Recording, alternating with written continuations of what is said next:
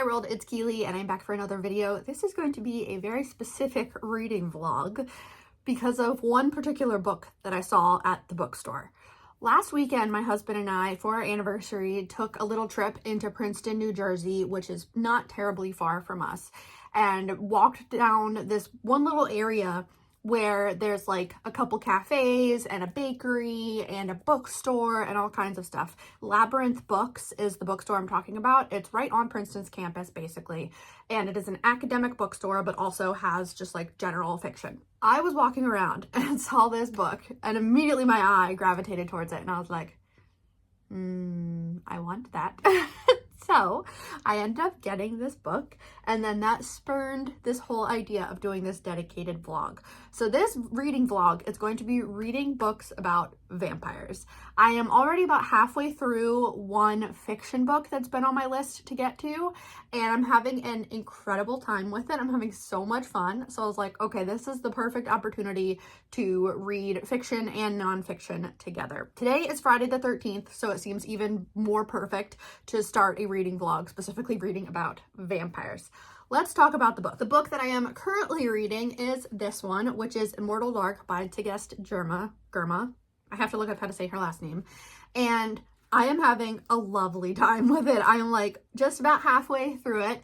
This one is the start of a trilogy. The second book, Eternal Ruin, is out, but the third book, Infernal Vow, I think is what it's called, doesn't come out until November of this year. I only have this book, so it's perfect timing to like take a month or two off, read the second book, and then in a couple months, the next one will be out. This one is about an orphaned girl named Kadan, grew up far from the arcane society of vampires that she was born into, where human bloodlines gain power through vampire companionship. When her sister June disappears, she is convinced that a vampire stole her, the very vampire bound to their family, the cruel yet captivating Sisenos Sagad. So they are twins, and they were raised outside of this whole like vampire universe, and were basically taught how to hide in plain sight so that the vampires would not ever realize that they were alive. June then goes missing, and Kadan is convinced that she was kidnapped by this particular vampire, and she wants to do everything she can to find her sister. In the meantime, she's also been accused of murdering her sister and murdering someone else. So you're just kind of following her as she's figuring out her role in society, having been someone that was hiding but is actually kind of like important and not famous, but like everyone knows of her family. And so she decides that she's going to infiltrate the university where vampires, I was gonna say dragons, where vampires and humans live and work and study together, and confront this vampire that she thinks stole her sister. It's just lovely so far. I'm having a really good time with it. I am up to chapter 37, page 197, and I am really enjoying her character and the other characters in this book. I will say though, at times, even though she's like college age, she does read kind of young, and I don't know if that's super duper intentional or just a result of the fact that she was very kind of stunted in her upbringing. It was very, very sheltered. So her emotions are kind of like 0 to 100 very, very fast. She does things that are kind of like, why would you do that? Like, you know, she kind of jumps to conclusions. Everything is very like all or nothing. So it does kind of fit with her background and her upbringing, and she's kind of like working through some of that, but at times it is kind of like, pull yourself together. But I'm having a really, really lovely time with this one. And the book that kind of kicked off this whole desire to read vampire books is this one.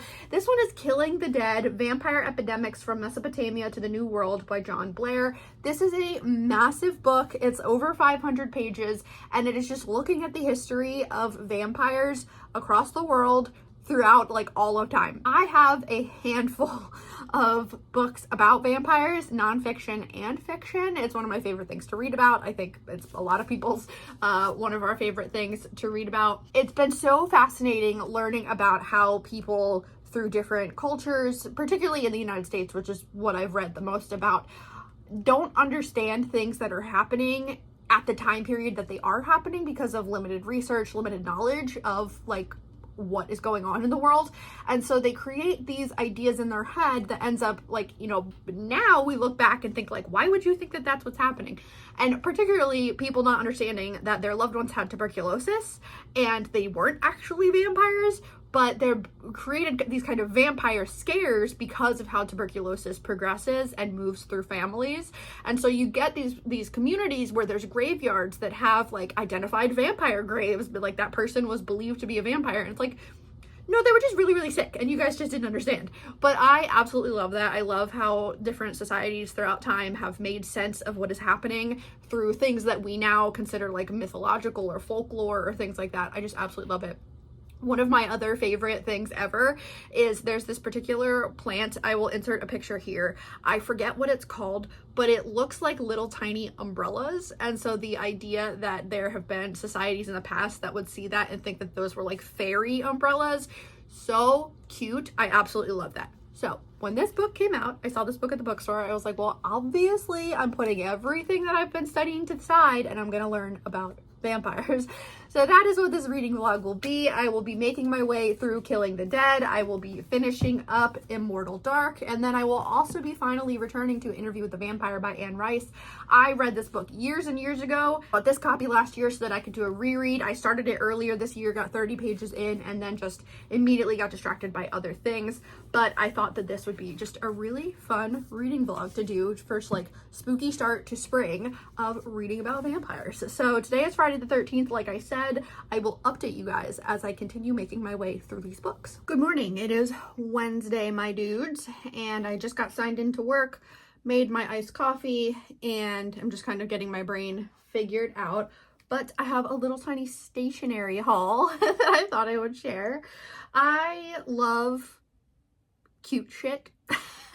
And working kind of a corporate job, I try to do whatever I can to make my like desk layout much cuter and like fun. So like I have a witchy mouse pad desk mat thingy. I have a little Paddington. It's a bouncy ball. I have a Paddington that I always keep right here. I have little fidget toys. I have this little good luck pig that my husband got me along with my tech deck. The pig just sits on the tech deck. And then I've got, let me actually show you because I think this is ridiculous. My husband has a 3D printer and he 3D prints me little shit all the time. And he printed me this little dinosaur pen holder. So I just have like random pens that are thrown in here. And then when we were cleaning out my dad's apartment after he died, I found this that I couldn't believe he kept.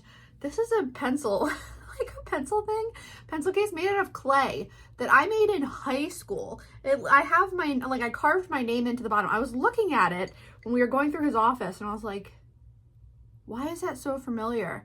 And then I picked it up and I looked at the bottom and I was like, cause I made that in high school. So I just have like these highlighters in it. These are the midliners I got like 7 years ago that I've been working my way through very slowly. So like I keep little cute shit on my desk like that's dusty as fuck. But I also use for work just a regular notebook, and every day I write down like all of my tasks for the day. Well, that notebook is almost empty, so I wanted to get a replacement. Oops. I went last night, I got my hair cut after work, and then I drove down the street to Marshall's and I got a little like floral simple notebook that I will use as soon as that one is full. And then what I really went to Marshall's for was a new pencil case. So I was using this one, it's downstairs in the donate pile.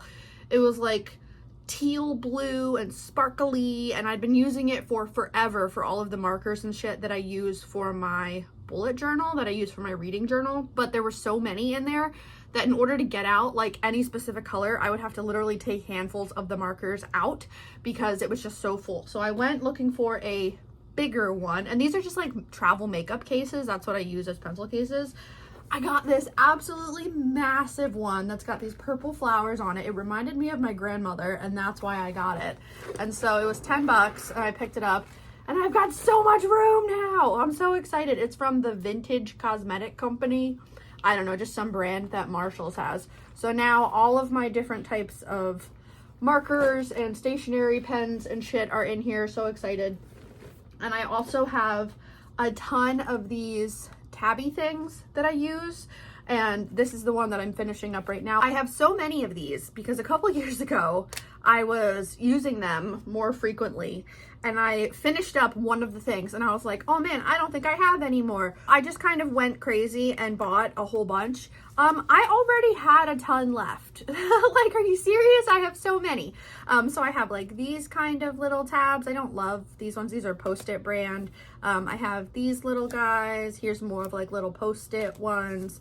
And then I think on Amazon, like 2019 or 2020, I bought this massive pack of them. And so it came with a ton of these kinds of all different colors. And then I got something on Etsy and these ones came. And part of the reason why they don't get used is because one, I forget about them, but two, because I haven't had a like central place to store them. So now that I have this big ass pencil case, I'm gonna put all of these, oops, sorry, shaking my desk. I'm gonna put all of these in here, and then now they will all be in one place. And then the other super cute thing, so I love using ridiculous little pens to add some whimsy to my corporate job. And so the pens that I've been working my way through are these little skeleton arm pens. They were from a pack of Halloween pens that I made Halloween like boo baskets, and I mailed to my colleagues that had like candy and like vampire teeth and like spider rings and shit for Halloween. And I threw in some of these little pens. Well, I had a bunch left over. They're so nice. These little fuck ass pens are so nice. And I finished one of them. I was so pissed. The one that I was using that looked like bone, like white bone. I finished that one up in the middle of taking notes for one of my online classes. It ran out and I was like, no! So then I switched to this one. I think this actually might be the last one. But my sister also randomly got me, I think she picked it up in the line at Barnes & Noble or something, this little dinosaur pen. You see his little dinosaur face? How cute is that? And it's a green pen. So I've been using this guy. But when I was at Marshall's, I got two little packs of pens. I had to get the ones that are like traditional. Can I do it? Am I an influencer now, Mom? Little like traditional Miffy pens. I don't know if you can even see that. So these are Miffy, just like super cute little ones. And then I got a pack of Pusheen pens. So let me see if there's an easier one for you to see the little character. Here we go. Like it says Pusheen. Now I have all these like little pens to add whimsy to my day when I'm taking notes for work stuff. So I have to figure out how many I can fit in my dinosaur. Because I have a lot of pens in here that I don't like. They're just old, like, oh, this one we got from an old apartment complex when we moved in.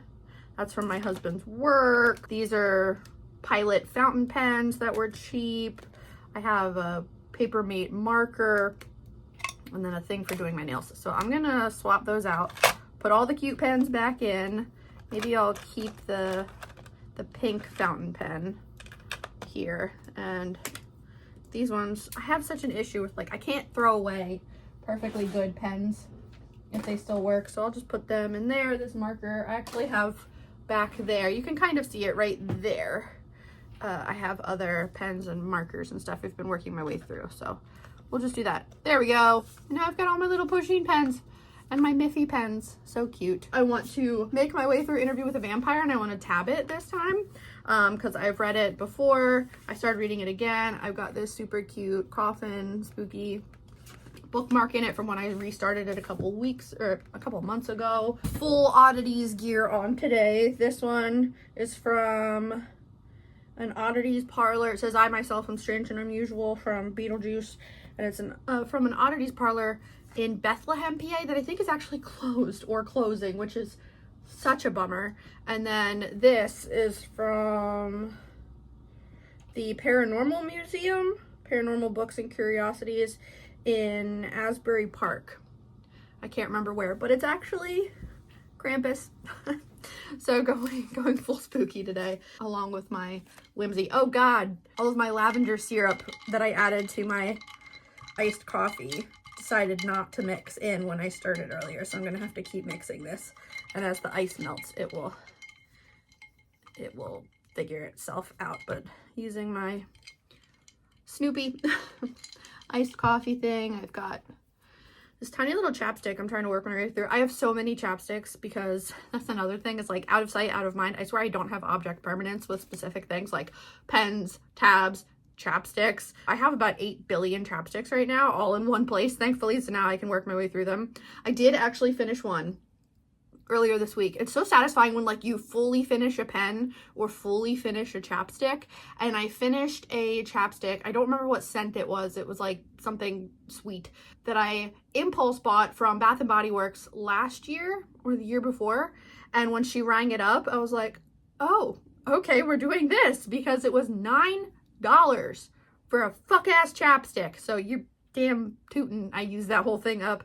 So now I'm using this one that came in the Trader Joe's advent calendar for Christmas this year. This is just pomegranate berry, and it's very cute. I hate these kinds of chapsticks though. I prefer just like the little stick. Okay, it has been a couple days and I owe you guys a reading update.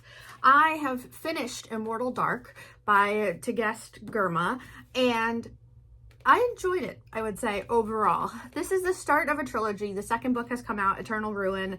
The third book, I think, comes out later this year. And it was the most dramatic, kind of over-the-top version of vampires that I've read in a long time. And, at one point, I was like halfway through it, and I was getting kind of frustrated with the main character because she was just like, it didn't feel like she was actually learning anything from any of her experiences. It felt like she was just kind of staying the same. There was like no emotional growth. And then the vampires were also kind of like very over the top and dramatic. And I was getting annoyed. And then I was like, wait, but that's kind of vampires. Is like their, traditional portrayals of vampires is that they can be very like over the top, super emotional. Everything's romantic. And it's just like, and as soon as I kind of reframed it in my head that way, I was like, oh, okay. Yeah, I do kind of enjoy it now. So I overall gave this one a 4.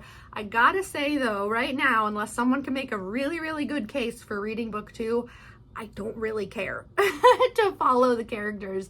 Once we kind of got the twist at the end, I kind of lost interest in the story and the characters, and I don't really care what happens next. This happened with the Wisteria was the third one I read. Each one is like the name of a plant, and the first and second book you're following the main character, and then by the third book you're following different characters, and I don't care about those characters. That's kind of what's happening here, is like a lot of times series will introduce these new characters and I don't care about them. I only want to read from the perspective of the main character. It also happened with that series by Deborah Harkness, Something Witches. My brain is just not working today. But I read the first book a couple times and I really enjoyed it, and I tried reading the next book. There's like 6 books in the series now. I tried reading the next one and I just don't care. I don't give a shit about those other characters. So anyway, I did really enjoy this one. Overall, I had a lot of fun with it. So I'm happy that I can mark that one off on my TBR. And then I started this one, which is Killing the Dead. So this is this huge nonfiction about vampire epidemics. And I sat on Saturday and I read, or on Sunday, Sunday, and I read the first couple chapters. I'm up to page 50. So far, it has been incredibly fascinating. I've been like writing on it, highlighting stuff as we go. This was kind of like a super fun project that this professor decided to do after he retired, is what he said, that like he finally had time to write this massive nonfiction book documenting vampire scares. And I'm using the word vampire, and he does too, to kind of sum up a lot of different terms that different cultures have used over the years. And vampire is just the one that, like, at least in the United States, we're most familiar with like this concept of the undead. It's like zombies or vampires. And this author is saying like, okay, we're going to use vampires, but I'm also going to use a bunch of other terms, depending on where in the world I'm talking about. I'll share with you the things I underlined. In the preface, he says, I've always realized that to understand people in the past, we must explore what made sense to them and not just what makes sense to us. So he had this conversation about, as a historian, you really can't look back at the things that people believed or did in the past 100% through the lens of today, because we know so much more about the world today than they did. So people were just making sense of things in the realm of like what their understanding was of the world. And so we can definitely look back and like we can judge the hell out of anyone we want to, sure. And we can say that like, well, if that situation happened now, it wouldn't happen necessarily the same way.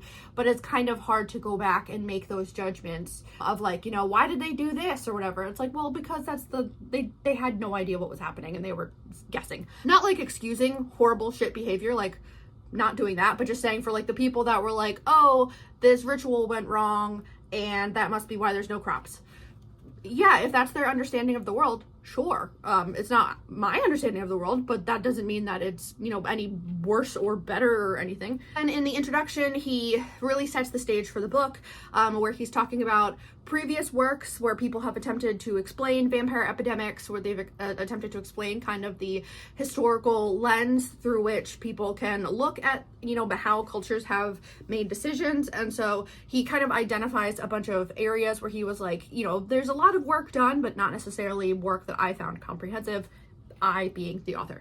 He says the issue of gender barely considered in previous works is thrown into sharp relief by the two examples just mentioned, which were revived corpses, were almost entirely female in the 7th century England and largely male in the 11th to 12th centuries. He's really going back in time and looking at the kind of cultural lens for the different types of epidemics. And he's looking also at the gender roles and who was considered scary or vampire or whatever during those times. And then he says the human tragedies of colonialism and slavery generated some distinctive, if contained, episodes of vampire scares in Australia and West Africa, and to the African diaspora in the Caribbean we owe that distinctive oddity, the Haitian zombie, undead but not dead.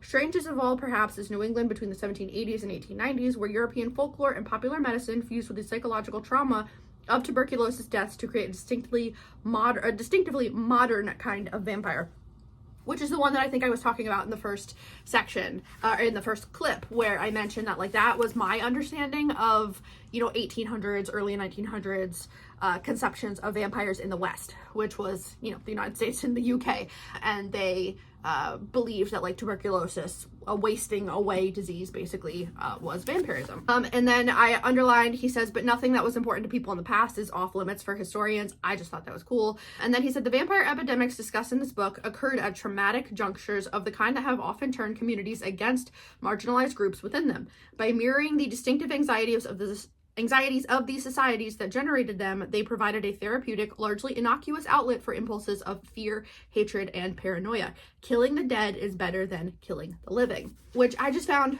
so fascinating. So then we moved into the actual book, and then he says, you know, in a high proportion of cases, the undead are not created by the addition of something new, but by a failure to complete. So he was talking about how in some areas of the world during some time periods, this concept of the undead or vampires or whatever you want to call them came from this idea that the rituals that have to take place when a person dies in their community were not completed in the correct order, or, you know, something about it went wrong. So he also talks about how that can happen when there's a really drastic sudden death. So, you know, if the person doesn't die slowly of old age or a long disease, but instead they were murdered, they drowned, you know, there was an accident, that can throw off the flow of the rituals that they would have typically used to bury or whatever they did to their dead. And then I thought it was interesting, he said, in medieval Europe or 19th century Russia, for instance, typical subjects were dishonest,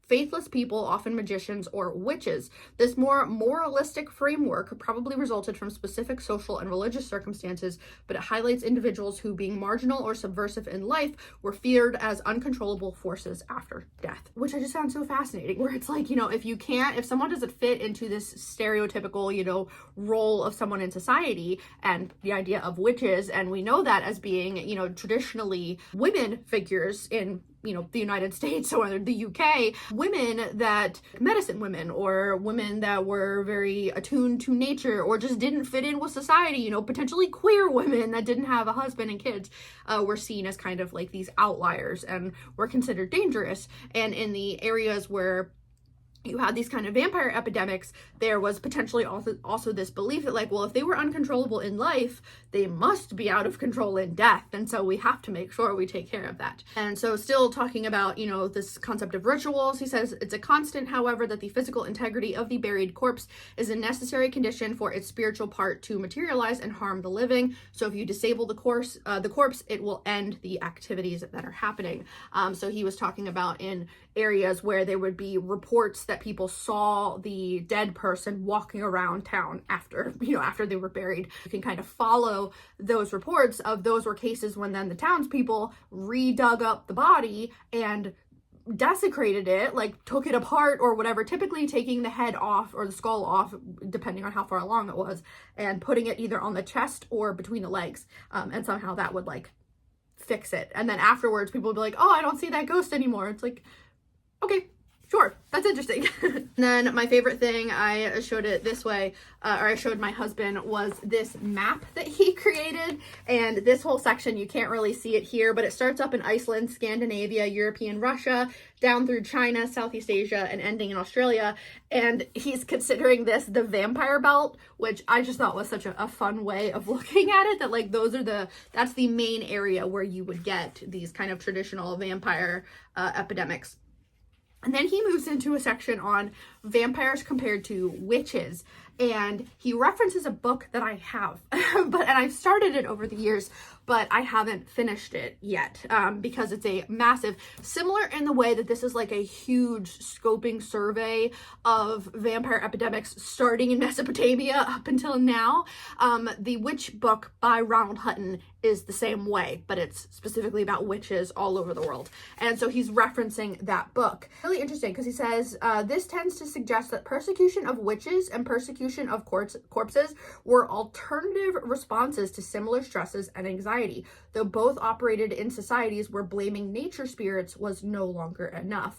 And he goes on to talk about how comparing Ronald Hutton's work with his work, and then the other work that many, many people have done on the study of witches throughout the world, he's kind of finding these areas where if a community believed in vampires and that's how they kind of process trauma, they didn't necessarily think it was witches, and vice versa. So in areas where they had witch epidemics, they didn't necessarily have vampire epidemics. So it's these alternative ways of making sense of the world. And when he talks about witches, he's specifically talking about the communities would take out their fears or whatever on living people, whereas in the vampire epidemics, they would take out their fears on dead bodies. And it's just so interesting, those two layers of harm, where one area of harm we can see, if you're hanging people, burning witches, putting them under stones, whatever you're doing, drowning them, whatever you're doing, you're harming a living being. And that's kind of the scapegoat of the fear of the changes happening in society. But if it's these other cultures where they had a certain level of value for a living human and they didn't do those things to the living person, they would wait and do it after they died and do it to the dead body. It's just so fascinating. So I'm having a great time with this one. I want to go through and put some tabs on the pages because I am highlighting a bunch of, writing all over some sections, but not enough that I'm would have a tab on every page. Right now on my Kindle, I am reading the first book in the Harker and Moriarty series. I think that's what it's called. The first book is called Strange Beasts, and I've seen a handful of people talking about it. And this one is by, I think, Susan Morris. And I'll have a picture right here. I got it from the library, and you're following two women, Sam Harker, who is the daughter of Mina Harker and is working as a researcher in a library of this government organization that investigates and gets rid of monsters.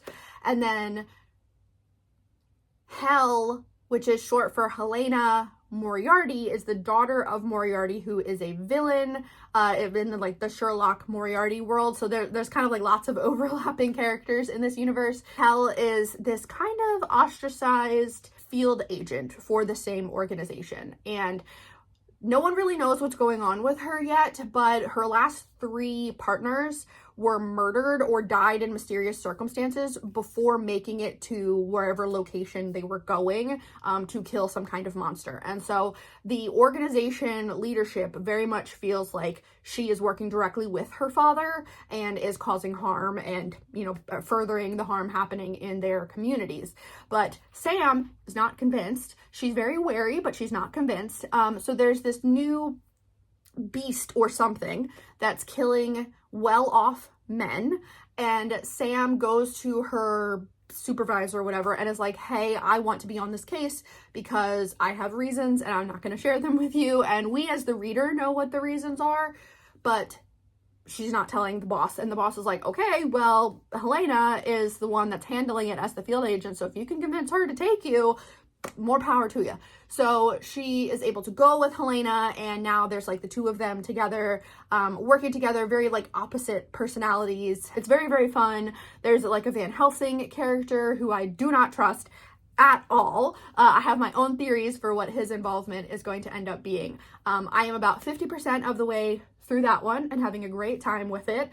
I am going to continue to read these books. Like I said, I think I'm like 50% of the way through that one. Really, really enjoying it. I do absolutely want to start Interview with a Vampire probably today because I'm just feeling, I'm in a very like spooky mood again. I typically am all the time, but sometimes my reading can like drift away from like spooky stuff. And my sister was like, oh, I'm noticing a theme in your reading right now. And I was like, yeah, that happens when I start to get burnt out, like emotionally burnt out, or, you know, just stressed. I default back to my comfort areas, which are spooky books. And especially once it starts to get warm, because right after, I think it's after Memorial Day, HomeGoods, TJ Maxx, all of them start putting out their Halloween stuff for the fall. And so I Halloween shop year round if I can find stuff, because to me, it's not only Halloween, it's like I just hit myself in the face. It's my regular decor. So like you can kind of see behind me, I have some spooky stuff. It's really the other wall that you never see. And then that area over there, that's 100% spooky stuff. This is more of a mixture of like anime, Animal Crossing, Dungeons and Dragons. There's some little figurines up here. I have like little crystals. So I have like a little crystal that's a Pikachu, and I have these super cute little tiny coffin crystals. I have my tiger's eye over here. If you also grew up watching the original Practical Magic movie, then you know why I have a tiger's eye, and it's more of like a fidget toy at this point for me. But yeah, so I love spooky shit. I've always loved spooky shit. I'm very much that the spooky freak for my friend group. All of that to say, I will also be having a book haul later in this video. I needed more hair ties. I just use like, you can't see that. It's just a black basic ass hair tie for thick hair, and they get worn out pretty quick because my hair, as much as I don't have lots of hair anymore because I shaved the sides, the part that grows long is very thick and it gets very heavy, and that's also why I constantly have an undercut, is because my hair is very heavy and I get headaches from it. I get it from my mom, so I blame my parents for everything. But I only needed these hair ties, and did I add 3 or 4 books onto the list when I was buying them? Yes, I did. Yeah, just having a good time with vampire reading and going through all the books about vampires. Now, there's 2 books I wanted to get, but they are only in hardback so far. And so when they come out in paperback, I will get them for my shelves, but I will probably end up reading them before they come out in paperback. One is Victoria Schwab's newest book. It's blue. It's got the word berry in it. I don't remember what it's called. And that's about vampires. And then there's another book by Stephen Graham Jones, Buffalo Hunter, something like that. That is his huge horror about vampires, and I've heard amazing things about it. Those 2 are also on my list to read for vampires. What I want to do today, I have some trainings and stuff to watch, and some lectures to watch. So what I want to do is make a spread in my reading journal that is all of my vampire reading for this year. I thought that would be fun because I think I have read some other vampire books, kind of. Yeah, House of Hunger by Alexis Henderson was very vampire-esque. I do want to just like keep track of all the vampire things that I'm reading this year, because this is the thing. I'm apparently back on my vampire bullshit. And I was talking to my sister about how many books I actually have about vampires. It's a lot. Anyway, all right, I have shit to do, so I gotta go do other stuff, but I wanted to update you guys. Okay, it's later in the day, so I have an update for you. Those books I was talking about came in the mail.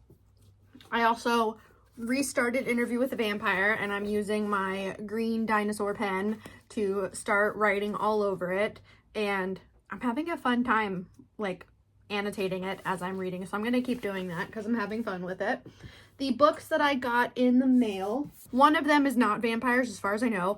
This one is the newest Enola Holmes book. So this is Enola Holmes and the Clanging Coffin by Nancy Springer. This is, I want to say it's book 7 or 8 total for like the Enola Holmes novels.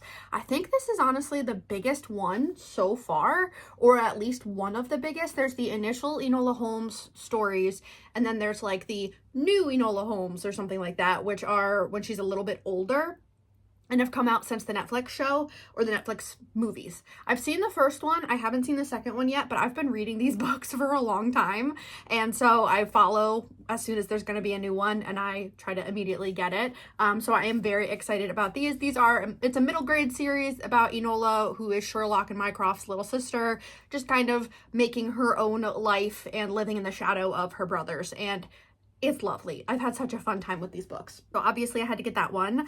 Then I got this vampire book, which is the start of a trilogy, I think. This is Empire of the Vampire by Jay Kristoff. And this book is beat to hell. I did not order a book that was beat to hell, but whatever. I don't care enough to actually like complain or anything. So I got this one. And then the other two that I got Vampires of El Norte by Isabel Cañas. Now I have only read her newest book, which was The Possession of Alba Diaz, and I loved that book. Her atmospheric horror is wonderful. It's so creepy and so amazing, and this one had been on my list to read before that one came out, and I never got around to it. So since I read that one and really loved it, I decided to go ahead and pick up her vampire story. She's one that I want to read all of her books. She also wrote The Hacienda and something else. I think a couple other books, but I've only read one so far. And then the other one that I grabbed is this one, which I don't think has vampires, but we'll find out. This one is The Bloody Chamber by Angela Carter. This is a collection of short stories, I think, by Angela Carter. I've only read one of her books. Yeah, it's The Bloody Chamber and Other Stories. I read The Magic Toy Shop last year, I want to say. Yeah, I think it was last year. And it was so unbelievably weird. And I just, really just want to have shelves of more weird women. No, I want to have shelves. I want to have a shelf of books that are weird, written by weird women. Whatever. I've got lots of those types of books. I especially love them written by women, and Angela Carter is one that's been on my list for a long time, so I've read one of her books, and this is one that I'm very excited to get to this spring. Those are the book updates, and then in my reading journal, I just sat here and I started putting together that was my elbow. I started putting together a little spread for vampire books. These are all the ones that I have on my radar. So I've read House of Hunger by Alexis Henderson. You can see me like creeping so I can see what I'm pointing out. I read this one in January, really loved it. I just finished Immortal Dark this month, really enjoyed it. I'm reading Strange Beasts, and I'm also reading Killing the Dead. This is the only nonfiction on the list so far, and obviously I'm reading Interview with the Vampire. Then I own this one, and then I want to read Bury Our Bones in the Midnight Soil by V.E. Schwab, which is her newest, and Buffalo Hunter Hunter, which is Stephen Graham Jones' vampire story, not his newest. I saw he's got at least one more book coming out this year, I think. There's something on my wish list. I've read one of his books, Mapping the Interior, and what was the other one? Night of the Mannequins? Something like that. I've read those books, but I really want to read Buffalo Hunter Hunter. So these are the vampire books that I have right now. I went through my TBR shelf, and I don't think I have any other books that are really fiction about vampires as far as I know. I've got some like weird short story collections that I need to read, so we'll see if any of them have vampires.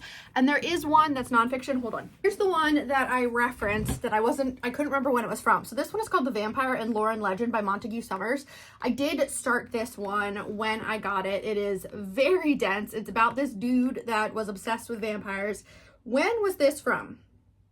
Montague Summers lived 1880 to 1948, and this book was, this is an unabridged republication of a book that was originally published in the 1960s. Okay, yeah, so I was right. It was either the 60s or 1800s, and I was right on both accounts because he was alive in the 1800s, but the book came out in the 60s. And it says, Summers explores the presence of vampires in Greek and Roman lore in England and Ireland during Anglo-Saxon times, in Hungary, Czechoslovakia, Russia, Romania, and Bulgaria, even in modern Greece. More than just a collection of library lore, however, this detailed examination of the history of vampirism in Europe also includes anecdotes and first-hand accounts gathered by the author from peasants in places where belief in vampires is still common. So I wonder if Killing the Dead is going to reference this or reference him. We'll see. But yeah, this one has been sitting on my shelf for a couple years, but it's not on my radar for right now while I read Killing the Dead, which is a much bigger book. But that is it for right now. I have to finish work. I'm done work in a half hour, and I don't know if we're going to the gym or if we're just gonna hang out, and I'm just gonna keep reading Interview with a Vampire because I'm having a lot of fun. And the video games that I'm playing right now, I play kind of two main PC games at any given time. And the main one that I play is Dead by Daylight, which I've been playing since it came out, which is crazy. So I have a lot of hours in that one. I typically play as Survivor, but I do really enjoy playing as Killer. Then I've also been really back on my dwarf bullshit, and I've been playing Deep Rock Galactic again. That's, I think, in terms of games that I've played, PC games through Steam, I think Deep Rock is my second in hours. I have, I think, almost 1,500 hours, getting close to it at least, in Dead by Daylight, and I think Deep Rock is over 100 at this point. It's like 140, 170, something like that. Followed closely by some other games like Borderlands 2, which I've played so many times, Team Fortress 2, which was a huge game that I played in college, and I'm trying to think of what other ones I've played a lot. I have a lot of games that I've put like 40 to 60 hours in, but not many that are over 100 hours. So the two that are over 100 hours, like significantly over 100 hours, are Deep Rock Galactic and Dead by Daylight. But okay, that's it for now. I owe you guys another reading update. I've been reading more of Interview with the Vampire. I am up to page 92. I'm obviously reading it slow because I'm writing all over it as I'm reading it. And the things that I'm noticing as like things that I'm underlining. So anytime that Lewis, who is the vampire that is being interviewed, anytime that he describes his relationship with death, I'm underlining that because there's definitely like this running theme of Lewis trying to conquer his fear of death, and also his relationship with Lestat, and realizing that like Lestat is very kind of reactionary, very surface level. He doesn't ever really say out loud the things that he's feeling or thinking, but as you learn more about his character, is kind of like, oh, like we can kind of see why you're acting the way that you're acting. And Lewis is very like over the top. He feels things really deeply. He's very, very emotional. So I'm really liking the contrast between the two. And I don't know if I'm going to continue on with this series. I posted my series update video yesterday, and I'm reading like 60 plus series. I think when I first counted it was 51, and then I counted again and I was like, oh wait, no, it's actually more than that. I don't know if I'm going to continue on with this series because, like I said in that video, I just don't care enough about Lestat as of right now to want to devote time to a huge book specifically about him, which is what the next book in the series is about. But I'm having such a great time with this one. And then I am reading on my Kindle Lucy Undying by Kiersten White. And I've read at least one other Kiersten White. She did a retelling of Frankenstein. It's called The Dark Descent. It's over on my shelf, about Elizabeth Frankenstein. And I loved that book. So I've had Lucy Undying on my Kindle for years, and I finally decided to pick it up. and I'm like 30-ish% of the way through that one and having such a good time with it. I don't know if I want a physical copy. Part of me kind of does, but I feel like I should wait until I get farther in the book to determine, because it could always go downhill. Just because I'm enjoying it in the first third doesn't mean that it's gonna hold up. But that one is about two characters, Lucy, who is alive in the 1800s, and then Iris, who is alive in the 2020s. And Iris has inherited property from her mother's estate, and so far we know that her mother maybe ran an MLM or a cult or something. They haven't really explained what's going on there. She had a very volatile relationship with her mother, like very abusive, it seems like. And she doesn't really have a relationship with her dad. He is in I think a nursing home at this point. And so Iris is trying to figure out her like place in the world and try to escape from the memory of her mother and her family. And so right now she's in London, I think, at this big house that she is going through all of the stuff in order to sell it and then sell the house to have cash to leave. And then we're also bouncing, so there's Iris's chapters and then there's Lucy's chapters, and Lucy has two sets of chapters. One is her diary from when she was alive in the 1800s and she was a teenager. And then the second part is her at a therapy it sounds like a therapy session with someone named Vanessa, and it's very similar to like the setup of Interview with a Vampire, where she's talking at Vanessa and telling her story of becoming a vampire. I'm having so much fun with this one. I'm really enjoying it, and I got a bunch of other ones or a couple other ones from the library on my Kindle, so I've expanded my vampire books list over. I added Lucy Undying because I'm reading that one here, and then I have Bless Your Heart by Lindy Ryan, Blood on Her Tongue by, I don't know, I can't read that, and then Hungerstone by Kat Dunn. And I also finished the first book in the Harker and Moriarty series, Strange Beasts. The second book, Wayward Souls, has come out, but I don't think my library has a copy yet. I loved that book overall. I did really, really enjoy it. There was like one part of the book where I was like, what is happening right now? I hate this. And then it brought it back. It came full circle. So I did really, really enjoy that one. So far I've read 3 of my vampire books. I'm reading 2 other ones. I made some more progress over the weekend in Killing the Dead. So I'm now up to page 80, and I honestly was having such a great time with it, and then I just started falling asleep on the couch while I was reading this. So I'm in chapter 7, and yeah, still having a wonderful time with it. This one I am going to put tabs in. So this one will obviously take me a while. This will be across multiple reading vlogs. I have decided that I am going to continue on and not just do like a one standoff vampire reading vlog. I want to continue this because I'm having such a fun time, and I'll maybe just do like reading vlogs that are vampires and then other horror and things like that, because I'm also very much in a horror mood. And yesterday I was on Etsy buying a bunch of stickers, and I also bought a Gomez Addams t-shirt that I am very excited about. But I have a sticker to show you that kind of set the whole thing off. So this is from Sherbet Society at Etsy store, and it's I'm a mountain biking vampire witch from the future, and in the sunlight it like changes colors. It's just silver, and that's a Katya quote. One of my favorite Katya quotes. So I got that sticker, which I very much love. And then I went to Five Below the other day, and I got some K-pop Demon Hunter stickers. So this one says couch, couch, couch, and this one is just, ooh, it's really hard. Just a collection of K-pop Demon Hunter stickers. And then I also got some that are like cartoon Hocus Pocus.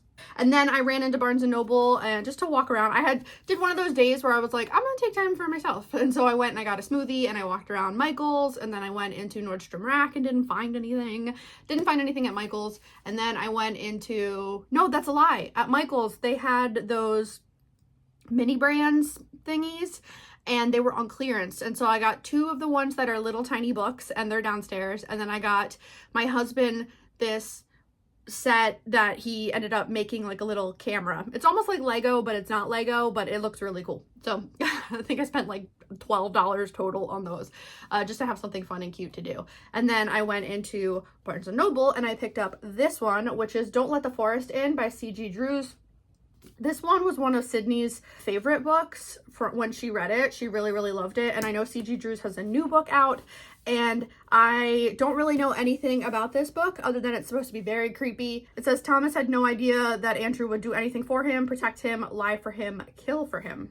I think it'll be a fun, spooky read. That's kind of my update for right now. I have a super duper busy week of work, and then we have a pretty busy weekend coming up, so I will just continue to make progress in my vampire books and then come back and update you as I'm reading them.